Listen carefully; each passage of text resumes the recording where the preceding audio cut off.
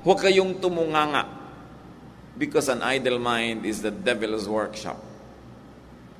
Ang bayan natin, ang daming problema, pero kadalasan yung problema, kakulangan ng civic mindedness, kakulangan ng concern about the environment and the community, na sana nalulutas yun kung palabasa lang tayo, marami tayong nalalaman, mga skills, mga mahuhusay na bagay.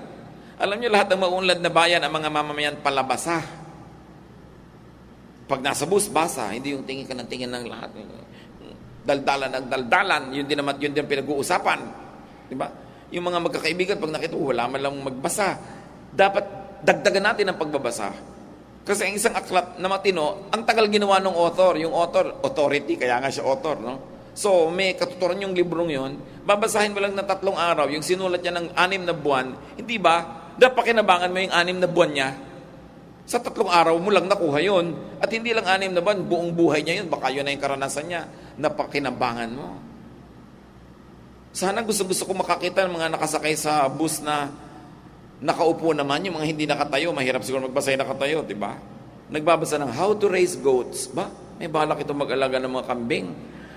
May kinabukasan ng batang ito. How to raise goats. How to grow mushrooms. O, sino nagbabasa nun?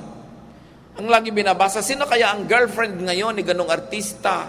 Si ganito na ba talaga? Hiwalay na ba sila? Puro mga pampabrain damage. Anong pakialam mo kung naghiwalay ang ganong artista, ikapitong asawa na niya si ganon, nakakalimong abortion na si ganon, anong mahihita mo doon?